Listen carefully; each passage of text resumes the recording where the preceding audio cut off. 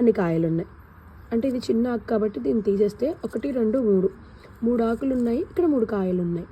అట్లాగా ఎక్కడ మనకు కొమ్మ ఇరిగిందని భయం ఉండదండి. ఆ కొమ్మని తీసుకొచ్చి మనం ఆ పాట్లోనే గుచ్చేయాలి. అట్లాగే ఇది కొంచెం చిన్నగా ఉన్నప్పుడు ఈ పాట్లోనే ఎక్కడ కొమ్మ ఇరిగిపోయిందండి ఇది అనుకుంటా. మ్యాక్సిమం ఇరిగిపోతే దాన్ని తీసుకొచ్చి నేను ఇక్కడ గుచ్చాను. ఇప్పుడు ఇది తల్లి, ఇది పిల్ల అలా అనుకోవాలి మనం, ఎందుకంటే దీన్ని బట్టి మనకి ఈ చెట్టు వచ్చింది కాబట్టి. ఇప్పుడు చూసారంటే ఓవరాల్గా నాకు ఇంత చిన్న చెట్టుకి ఆకులు ఎన్ని ఉన్నాయో కాయలు కూడా అన్నీ ఉన్నాయి.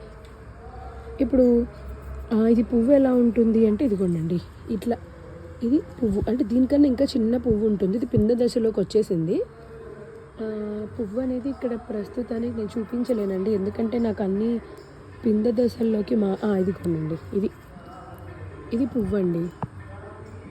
మీకు క్లారిటీగా కనిపిస్తుంది అనుకుంటున్నాను. ఇది పువ్వు. ఇక్కడ నుంచి ఇప్పుడు నేను చూపించాను కదా, ఇలా కాయలాగా మారుతుందండి.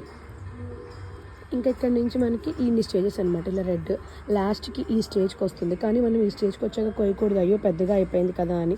మీరు ముందే చూసినట్లయితే కింద చాలా కాయలు పడిపోయినాయి. మేము చాలా రోజుల నుంచి టెర్రస్ మీదకి రాకపోవడం వల్ల. తర్వాత స్టేజ్కి ఇట్లా ఫామ్ అవుతుందండి. తర్వాత ఇంత నల్లగా అయిపోతుంది.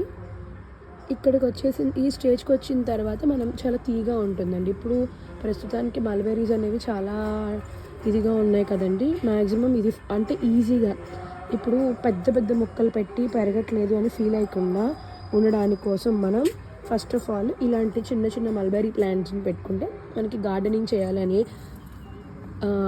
అది ఆ డ్రీమ్ కానీ ఏదైనా సరే మనకి కొంచెం ఫుల్ఫిల్ అవుతుంది. ఎందుకు అంటున్నాను అంటే ఇట్లా మొక్క నుంచి మొక్కను తయారు చేసి దాని నుంచి కాయలు మనం కోసుకుని తింటుంటే, ఇప్పుడు మనం ఏదైనా ఒక చిన్న మొక్క పెట్టి అది బాగా ఎదిగి మంచిగా ఉంటే మనకి చాలా ఇంకా పెంచాలి, ఇంకా పెంచి ఇంకా చేయాలి అని అనిపిస్తుంది. అలాంటి మొక్కలను ఎంకరేజ్ చేయడానికి ఈ ప్లాంట్ అనేది చాలా ఉపయోగపడుతుందండి మనకి.